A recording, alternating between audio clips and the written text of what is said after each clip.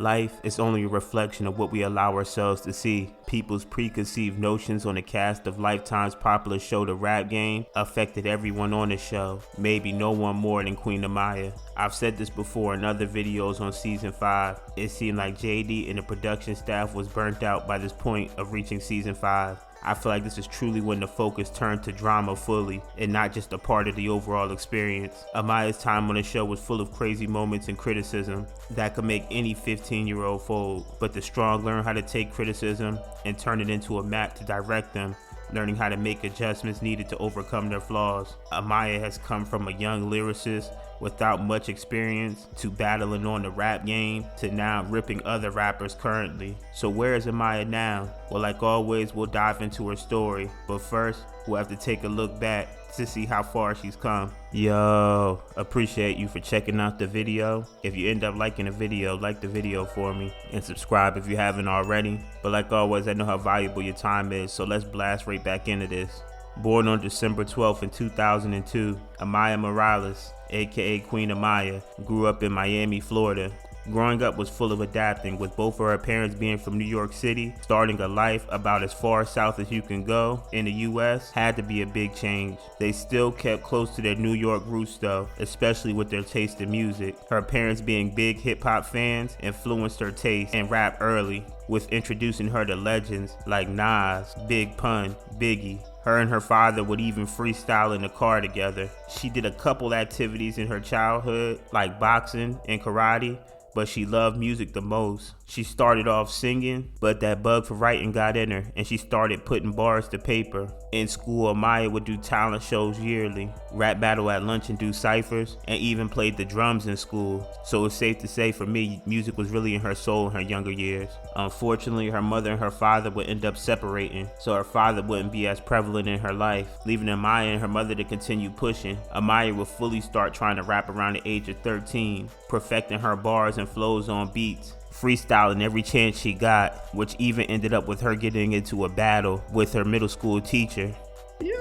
This was my geography teacher in 7th grade, and she was cool. We was doing our classwork, and then one day she was trying to throw shots on the low.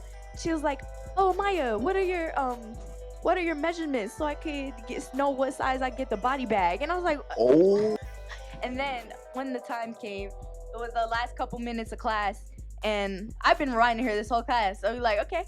Sure. And then did you really come for me, the real queen of rapping? At least I don't gotta gold in my husband to get some cash in.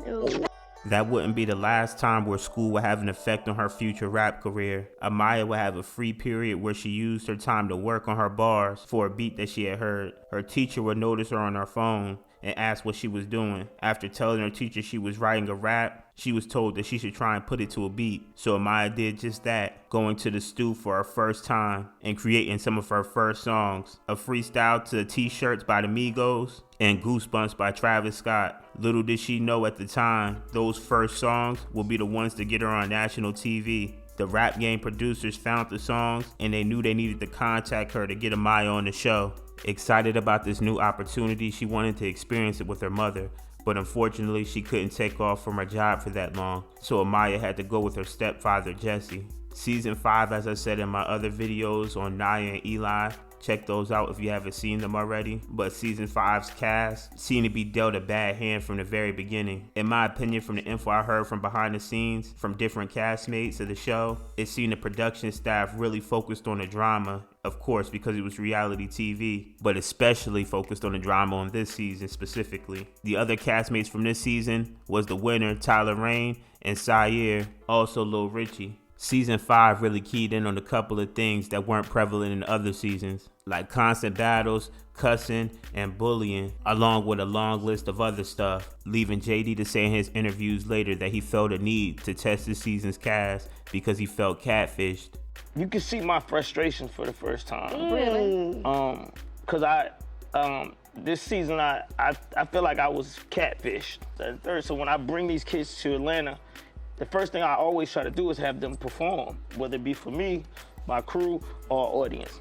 this group wasn't really that good. To me, this is far from the truth, and each of these kids individually were talented, but instead of growth and development, the show focused on the production of drama. It was clear to me watching when it came to Amayah that she had bars that were way beyond where they should have been at her age, and the show had already decided who they were going to pick up and who they were going to pick on. From the very start, Amayah went above and beyond when it came to her raps, but struggled delivering those bars in her performances. Any true fan of hip-hop could recognize the talent, but her biggest issues, in my opinion, were just not having enough experience and potentially struggling with her confidence at the time. Of course, the production schedule for the show was not really made for complex bars due to everything having to be turned around so quick, causing a lot of the fans to have the opinion that if she could just get her bars off, she would have had a chance to win it all. But one of the most memorable moments from her season for sure was all the battles, and it seemed like Amayah was always in the middle of some of the biggest ones. Like when she killed the battle versus Sire while freestyling, or even going bar for bar with the winner Tyler. Even if she didn't win, you could still see that the talent was there. But with the show seemingly to constantly focus on Amayah's worst moments, like slip-ups or moments where she appeared to be outcasted,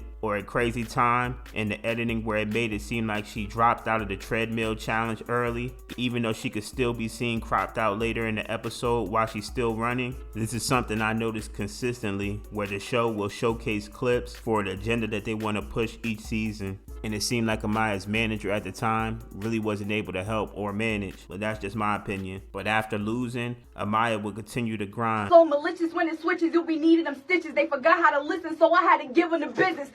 But the perception of her from the show caused an influx of hate from fans of the show, body shaming her, putting her down for her performance, and even sending her death threats. Under no circumstances should kids have to go through this type of scrutiny. But while some of the previous cast members chose peace over fame, Amayah decided to pull herself up, dust off, and go harder, leaning fully into her talent of crafting bars by putting out more music and getting into the battle scene. I didn't want to waste the turn, but I'ma burn this body. Funny how my old body looking like your current body. Amayah, still only 16 at the time, took her experience from her ciphers at school and put her talents into the key ciphers hosted by Worldstar, where she ripped the competition and ended up winning the money at the end. And best believe my time to kill's always propitious, cause they can't get suspicious if they also want a hit list. Showing that not only had her bars improved, but also did her stage presence and delivery. Instead of letting the critiques and body shaming get her down, she got in the gym and lost over 70 pounds in her hunt to not only become healthier, but become the best her that she could possibly be, taking all the criticism she faced on her time on TV and turning it into motivation to grind more. Currently, Amayah's about to make waves, so don't be surprised if you start hearing her name soon. That's all I can say.